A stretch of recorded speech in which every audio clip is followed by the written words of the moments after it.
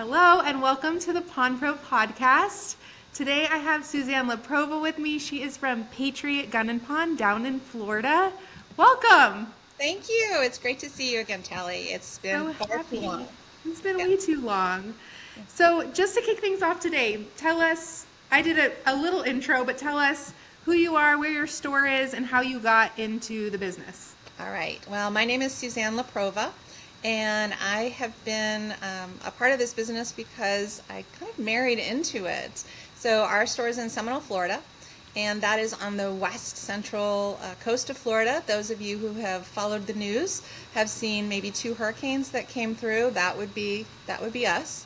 So Helene and Milton kind of did a number on our area. But I married a wonderful man 31 years ago, and he happened to have a pawn background, and that was really how I even became aware of the pawn business entirely. I think you're going to talk to him as well. Yeah, So yeah. no surprise on that. But in 2011, he and I just really sat down one day, and he was not in the pawn business at that time. And my dad was dealing with Parkinson's and Parkinson's dementia, which is a pretty horrific way to go. And we had a conversation one night, and I said, do what you love and do what makes you happy. And you know what? Let's open a store. Let's get you back in the business. And we found a building in 2012 and bought that building and spent 9 months kind of building out what our vision of the store was. And then we opened in June of 2013. And what's your background in before you joined? My background is, I don't want to say it's as far away from pawn as you could get, probably not, but I came from technology. So I spent 25 years in corporate technology roles and leading teams that were solving technology challenges. And I came at this in 2016. I quote unquote retired from my corporate gig and decided to put my time and talents towards our business, our family's business.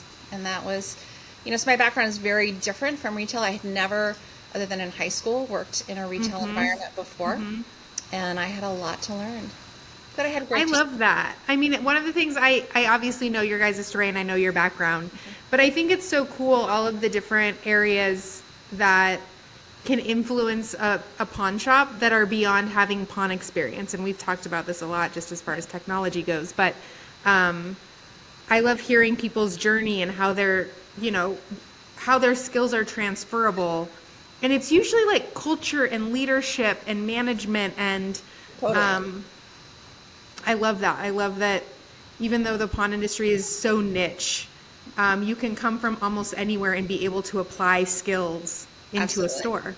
Absolutely. I think what helped me be successful in technology and in technology leadership specifically was kind of that bridging of technology to non-technical audiences. Yes. And I think that skill of being able to translate technical terms and kind of break things down so that people can understand them easily and digest them and go, oh, I totally get what you're saying.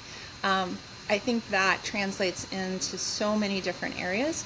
I think the skills that you need to be an effective leader translate no matter where you are. So being able to build people up and being able to really inspire them to do great things, being a good listener, being able to take direction yourself and being able to solicit a lot of great input. I struggled with that when we first started. When I was kind of in the business with my husband at first because he had all of this experience and all of this knowledge. I had a lot of experience and knowledge in completely different fields, but going from that leader role in my corporate job to working in the store on Saturdays and not knowing what I was doing at all. Like not knowing how to show a gun, not knowing how to write a loan. I mean, not knowing how to even vet, because I think everybody's honest, right? I think everybody's just, of course they're going to come back and get their stuff. Yeah. Right? And so Vince was super patient with me and trying to help me understand how to really be effective in the business. And that was, sometimes it was super humbling for me too, to go, wow, I don't know all these things. And I need to not be so frustrated that I'm not in charge. And I I'm not the leader here in this Yeah. time. Yeah. And I have Yeah. to get more experience. The other thing I love about your guys' store is that it's a family business, and coming from being a multi-generational pawnbroker, I love,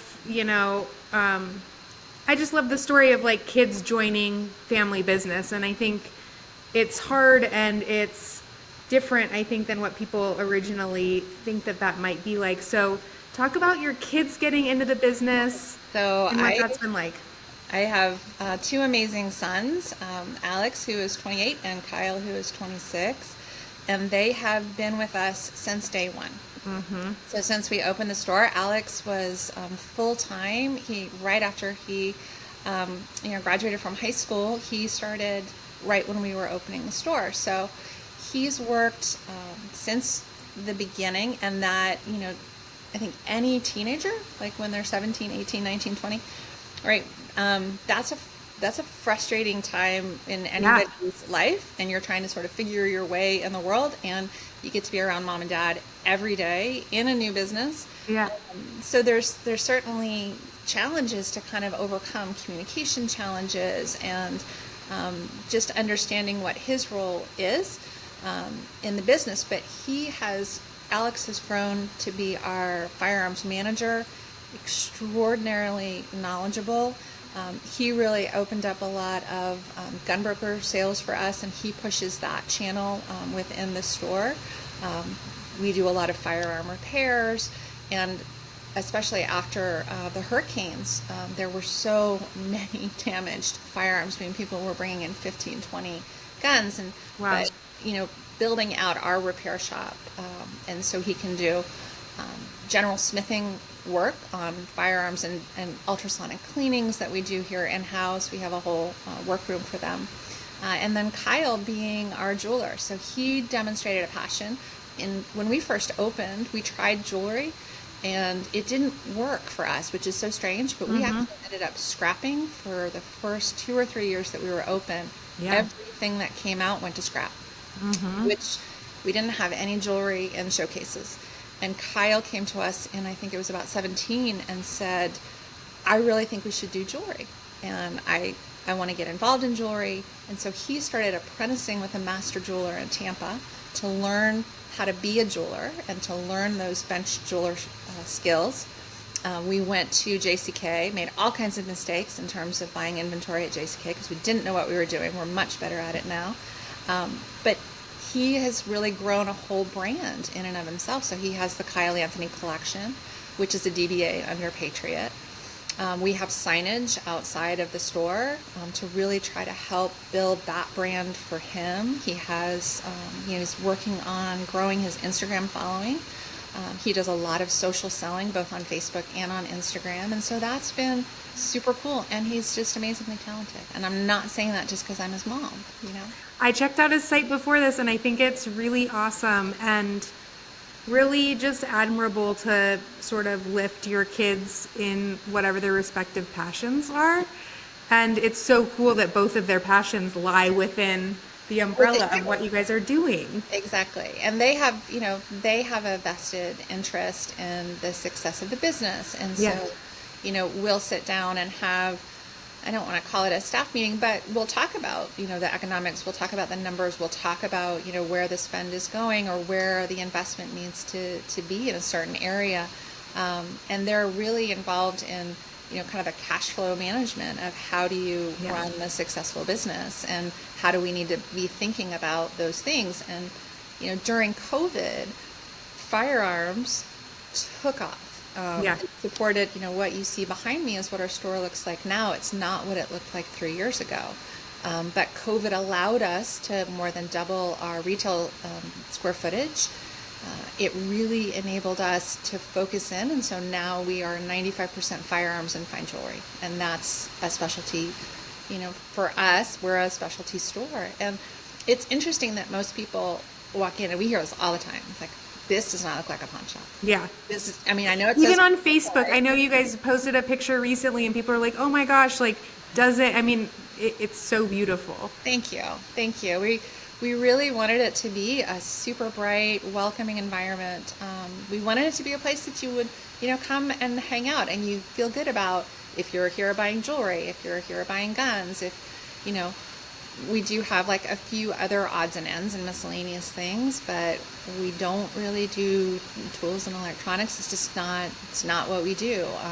We have a little bit of fishing, but it helps people come in and just sort of feel like they can spend some time, that we're specialized and we care about those things, for them. And we want it to be a pretty place, We have a lot of husbands and wives that comes in together, and one will go one direction, the other one goes the other direction. Yeah. Sometimes they meet up at the couch in the middle and hang out. I love that. And I love being able to find like your niche, right? Not every pawn shop has to do everything great. And I was doing a podcast last week and talking about what's working. Instead of analyzing your business for what's not working, what is working and what can you lean more into that is, because it's really hard to take something that's not working and try to transform it into something all of a sudden that's like your best category. Like, let's take our worst category and turn it into our best category.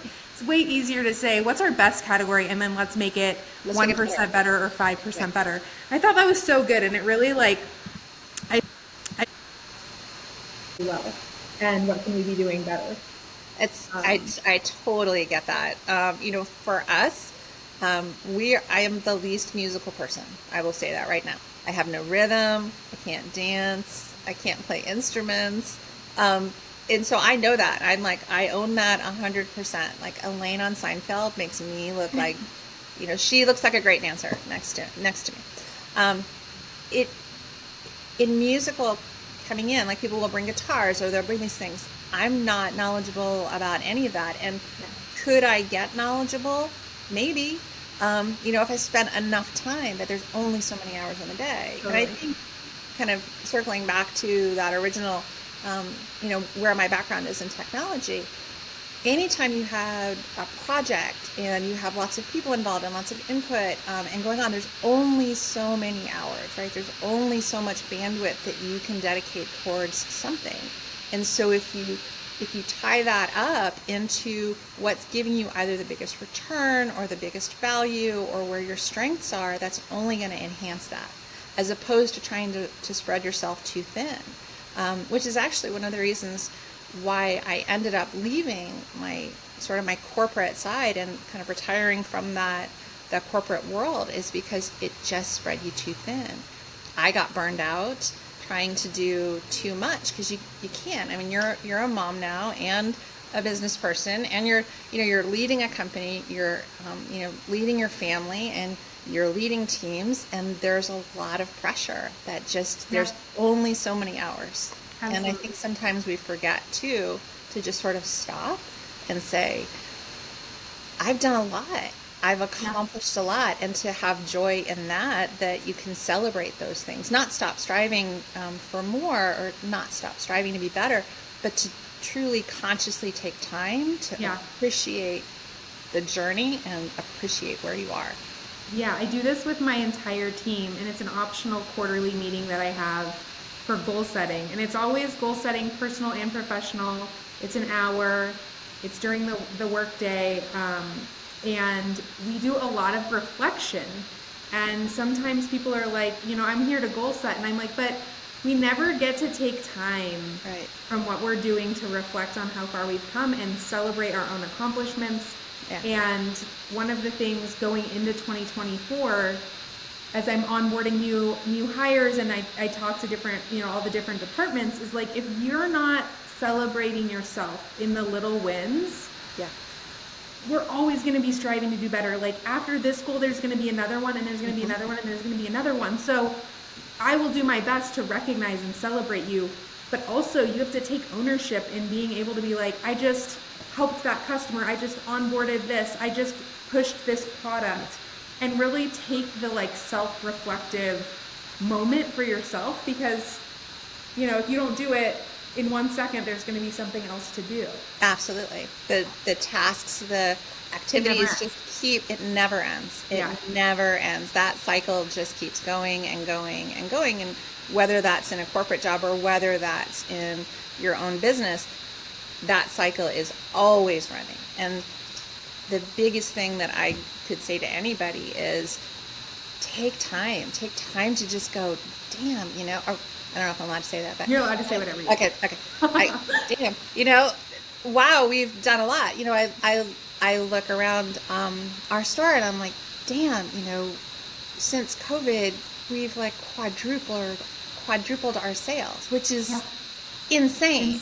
It's insane, right? Yeah. In the span of 4 years, what we've been able to do as a family. And there was a lot going on, you know, during that time, with just normal COVID things, but then also like personal stuff within our family. I think you guys know about, you know, we had a really serious issue with cancer with one of the boys, and stage 3 cancer is not something that, you know, we're going through that with him during COVID, during the craziness of trying to even get inventory.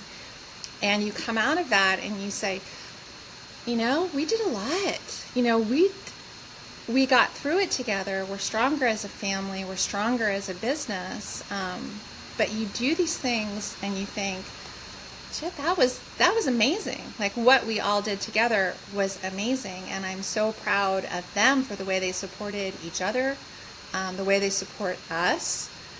And so, yes, do I want to have, you know, bigger and better things for the store? Absolutely. But damn, I am so proud of, you know, us as a team, you know, in that kind of team. Yeah. I love that. So COVID was a huge pivot year for you. I think a lot of pawnbrokers, there's a lot of change maybe going on in the industry right now. Loan demand is on the rise. What are you doing right now in your company, maybe that you haven't been doing before? Is there any areas that you're pivoting currently? Yeah, so definitely pivoting more on the social selling. And so that's been a huge change this past year.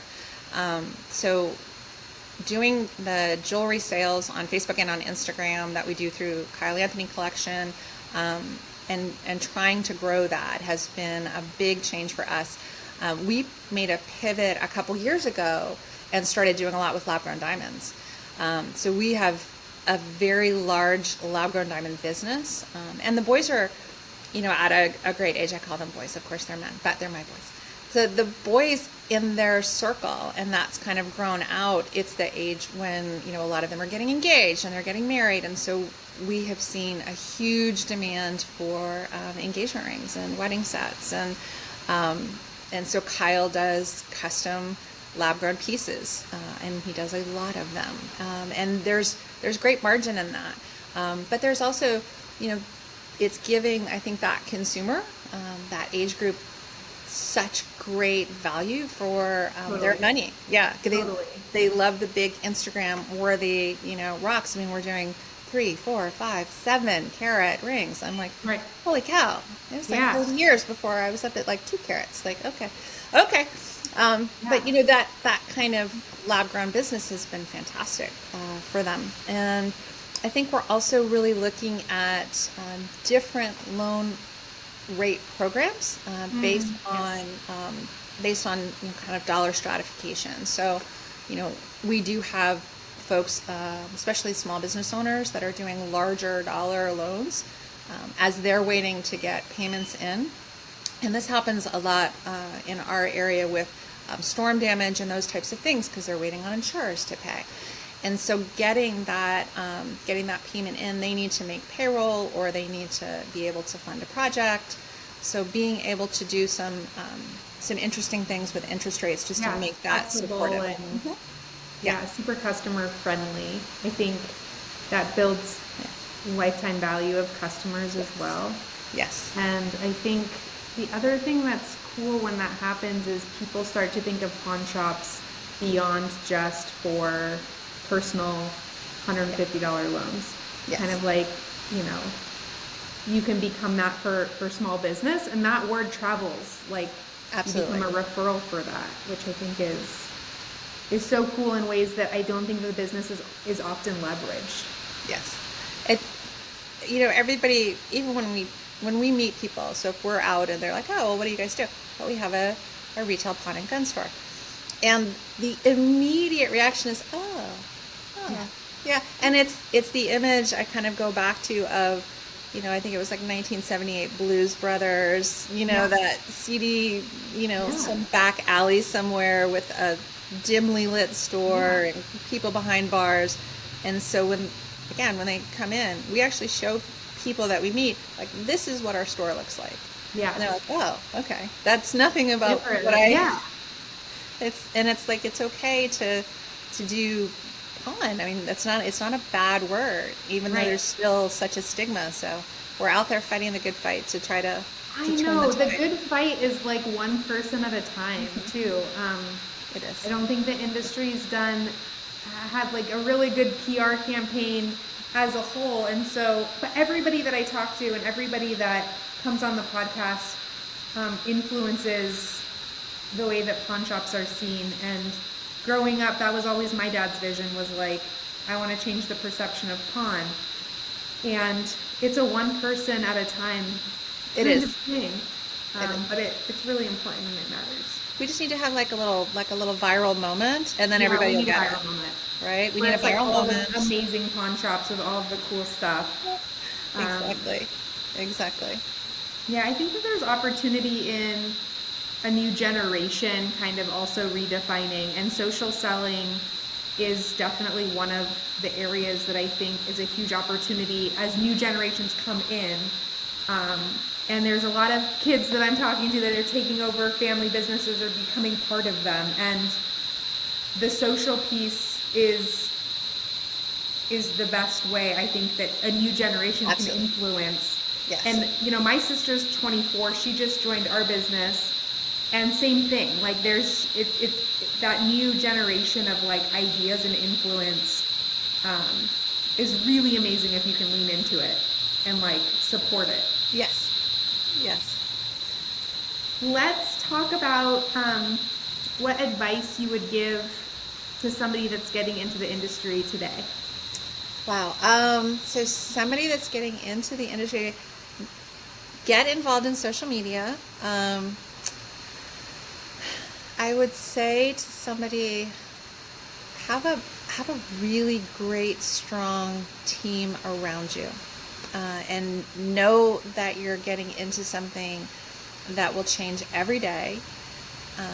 Be flexible and be on the lookout all the time for opportunities. And what I mean by that is, don't get married to something, whether it's an idea, it's a product line, it's a vendor that you use. There is no sense of permanence in what we do, and it has to constantly evolve and constantly change.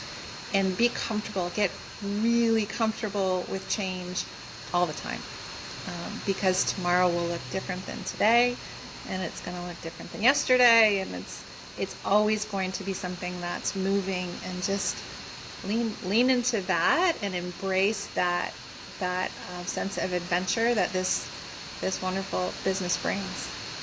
Yeah, I think that's wonderful, and that flexibility and being open-minded has changed lots of businesses that I talk to in really incredible ways, like it did yours with COVID. Like, new trajectory, availability to do things that you probably never thought were possible or were years and years and years away that became possible. Absolutely. All just because of having a culture around pivoting and like being open and accepting of what's in front of you instead of tied to the idea of what you said you were going to be. Oh, absolutely. During COVID, we went into COVID. I like to tell people this sometimes at Shot.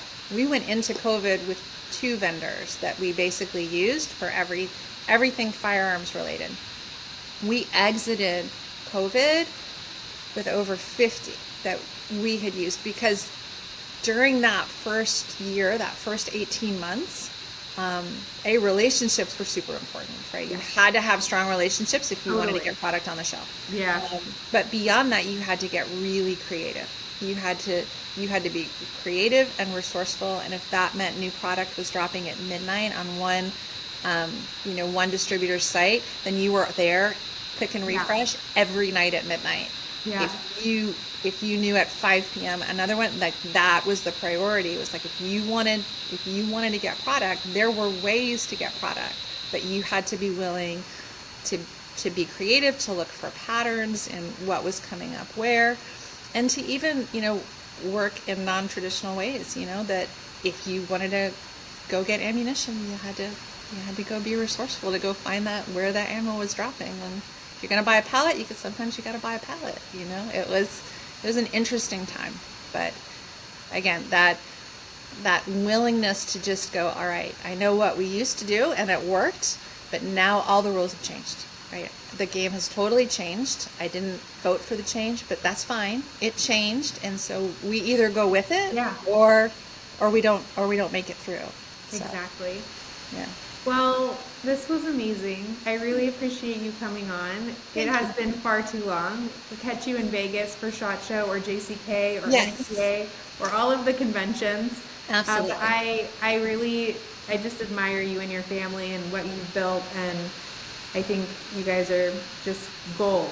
Thank you. Thank you so much, Yeah. Elaine. It's always good to see you. And yes, come down in Florida. Come see us. Yes, I will. I know Christy was down there and she showed me what she got there. She bought some jewelry, and I was like, ooh, There we go. I want that. There you go. Anything you need. Yeah. Anything you need, hit us up. All right, thank you. All right. Thanks. Take care. Bye.